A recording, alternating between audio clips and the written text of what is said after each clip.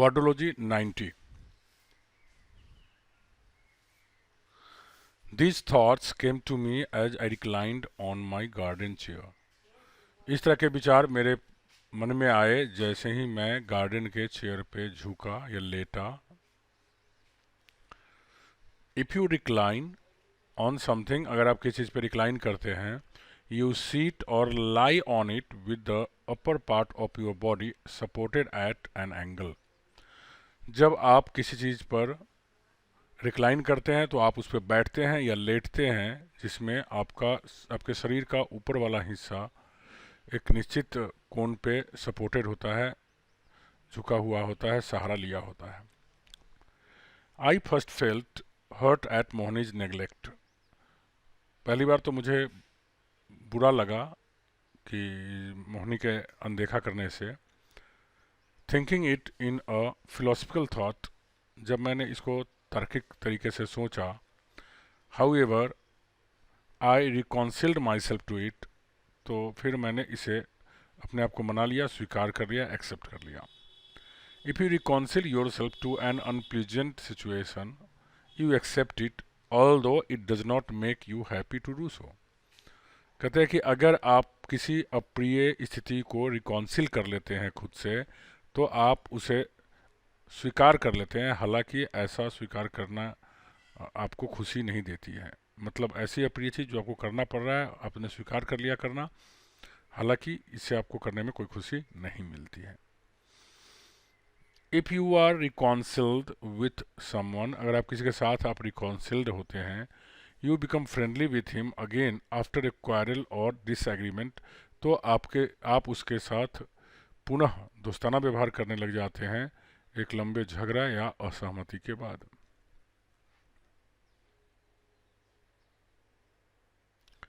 Recreation is an essential part of life as important as work. Recreation का मतलब होता है मनोरंजन. मनोरंजन जीवन का एक महत्वपूर्ण हिस्सा है.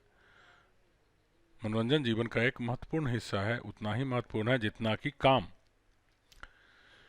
Recreation consist of things that you do in your spare time to relax. Recreation वैसा काम होता है जिसे आप करते हैं अपने खाली समय में, खास करके रिलैक्स महसूस करने के लिए, आराम महसूस करने के लिए. If you think recreation is a misuse of time, you should rectify your notion. अगर आपको लगता है कि रिक्रिएशन मतलब मनोरंजन अगर समय की बर्बादी है, तो आपके इस विचार को आपको सुधारना चाहिए. रेक्टिफाई करना मतलब सुधारना, नोशन मतलब विचार, राय. If you rectify something that is wrong, अगर कोई भी चीज़ गलत है जिसको आप रेक्टिफाई करते हैं, सुधारते हैं, मतलब you change it so that it becomes correct और सेटिस्फैक्ट्री, तो आप उसमें बदलाव करते हैं जिससे कि यह सही हो जाता है या संतोषजनक हो आता है. You might have heard that, आपने निश्चित रूप से आपने शायद सुना होगा कि all work and no play makes Jack a dull boy. केवल काम कोई खेल नहीं जैक को नीरस लड़का बना देता है. This is a problem that recurs in every generation. यह ऐसी समस्या है जो प्रत्येक पीढ़ी में बार बार होती है. रिकर्स होती है मतलब बार बार होना. The only redeeming feature of the computer based workaholics is that they have access to stress management. इस समस्या से छुटकारा, रिडीम करना मतलब छुटकारा पाना, ये कंप्यूटर ऑब्सेस्ड वर्कहोलिक्स मतलब कंप्यूटर की वजह से जो लोग कामों के लत लग गया है, काम में एडिक्टेड हो गए हैं, इससे छुटकारा पाने का यह एक तरीका है कि लोगों के पास आज तनाव टू स्ट्रेस मैनेजमेंट, स्ट्रेस मतलब तनाव होता है, मैनेजमेंट मतलब प्रबंधन, आज लोगों के पास तनाव प्रबंधन की पहुंच है, मतलब तनाव प्रबंधन का व्यवस्था है. When something redeems an unpleasant thing और सिचुएशन, अगर कोई भी चीज़ किसी अप्रिय चीज़ या स्थिति को, सिचुएशन को रिडीम करती है, इट प्रिवेंट्स या उसे रोकती है, it from being completely bad, इसे पूरी तरह से बुरा होने से. मतलब ये हुआ कि रिडीम करना मतलब कोई भी चीज़ बुरा तो ऑलरेडी हो ही रहा है, लेकिन इसको रोक देना ताकि और बुरा ना हो. The massive preparations for Yani's music concert at Agra were redolent of the building of the Taj itself. बहुत मैसिव मतलब होता है बहुत विशाल, बहुत बड़ी तैयारी की गई थी। यानी संगीतकार है, वो म्यूजिक देते हैं। तो उनके जो कार्यक्रम, यानी के जो म्यूजिक का जो कार्यक्रम था आगरा में, संगीत के कार्यक्रम को कंसर्ट बुलाया था आगरा में, संगीत के कार्यक्रम जो यानी का था उसकी जो बहुत बड़े स्तर पे प्रिपरेशन की जा रही थी, ये अपने आप में याद दिलाता है। रिडोलेंट करना मतलब याद दिलाना, of the building of the Taj it's, यह ताज बिल्डिंग की अपने आप याद दिलाती है।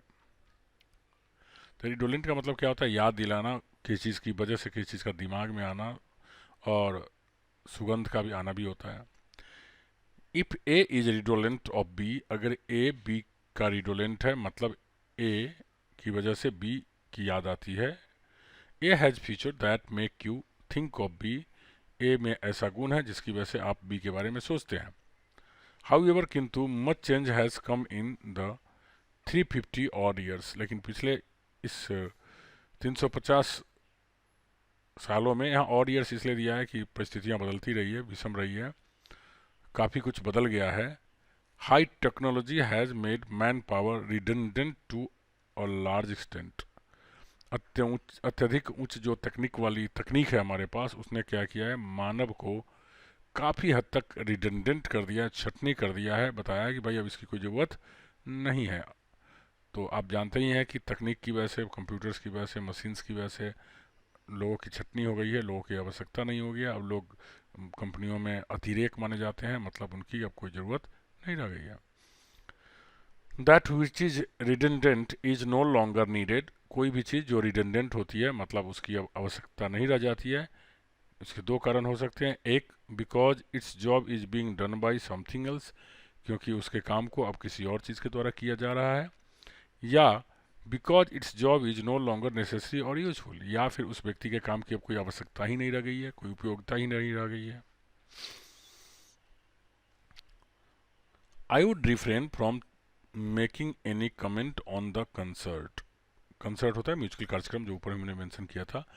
म्यूजिकल कार्यक्रम जो यानीज के द्वारा किया गया था, तो कहता है कि मैं यानीज के द्वारा किए गए म्यूजिकल कार्यक्रम से के ऊपर कोई भी टिप्पणी करने से मैं दूर रहना चाहूँगा। देखो, आई वुड रिफ्रेन फ्रॉम मतलब होता है दूर रहना।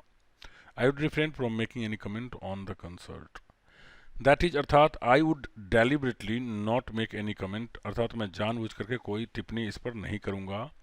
It is up to you to decide why people run after Jackson and यानी, ये आपको निर्णय करना है कि आखिर लोग क्यों जैक्सन मतलब माइकल जैक्सन, या यानी के जो म्यूजिक है उस पर क्यों लोग जुटते हैं, क्यों जाते हैं। Perhaps they wish to seek refuge from the monotony of overwork. देखो, रिफ्यूज मतलब होता है शरण लेना, मोनोटोनी मतलब होता है निरस्ता।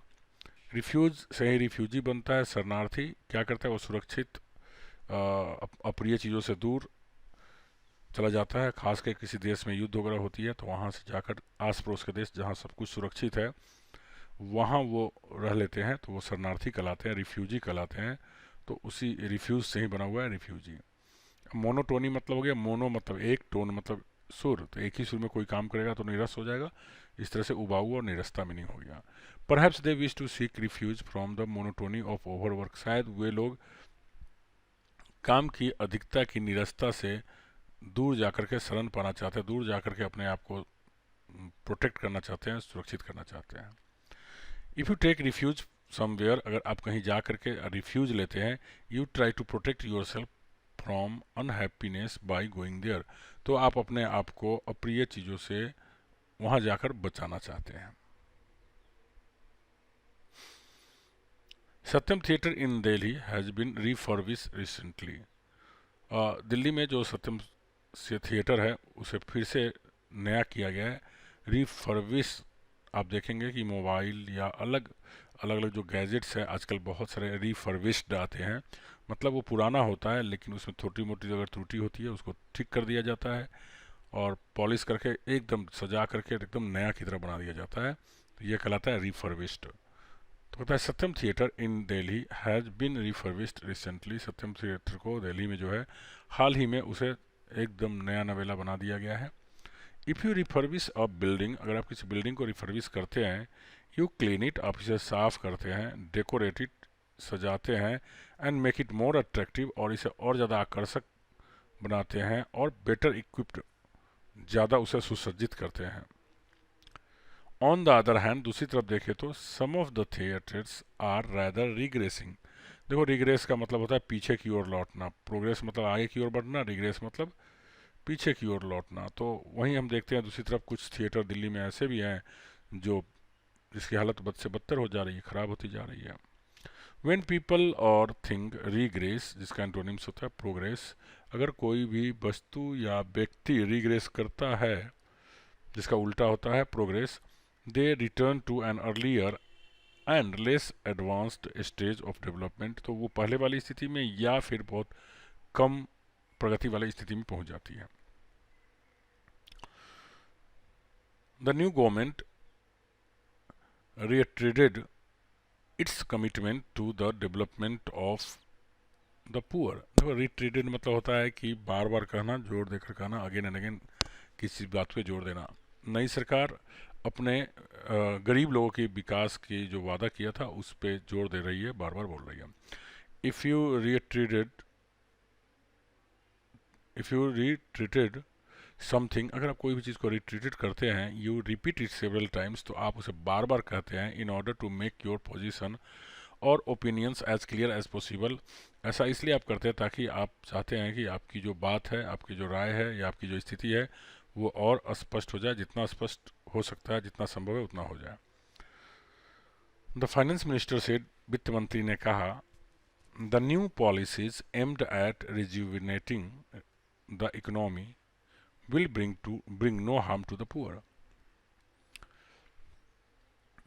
नई नीति का लक्ष्य है कि इकोनॉमी को, अर्थव्यवस्था को रिजुविनेट करना, मतलब पुनः जीवित करना, फिर से उसको नया कर देना, और ऐसा करने से गरीब लोगों को कोई नुकसान नहीं होगा। इफ़ समथिंग रिजुविनेट्स यू, अगर कोई भी चीज़ आपको रिजुविनेट्स करता है, इट मेक्स यू फील और लुक यंग अगेन, तो आपको यह पुनः जवान बना देता है, ऐसा महसूस करवा देता है। If you rejuvenate an organization, अगर आप किसी संगठन को रिजुविनेट करते हैं और सिस्टम, तंत्र को रिजुविनेट करते हैं, you make it more lively and more efficient, आप उसे ज़्यादा जीवंत और ज़्यादा दक्ष बनाते हैं। For example by introducing new ideas, उदाहरण के तौर पे कोई नई विचार पेश करके। Analyst however feel that considerations for the poor have been relegated to the background। हालांकि विश्लेषकों का यह मानना है कि ये जो नई पॉलिसीज बनाई गई है इसमें गरीब लोगों को पीछे धकेल दिया गया है, मतलब गरीब लोगों के फायदे को ध्यान में नहीं रखा है। तो रेलीगेट मतलब होता है पीछे धकेल देना, ठीक है, या उसकी बातों को ध्यान नहीं देना। Next will study in the next page. Thank you very much.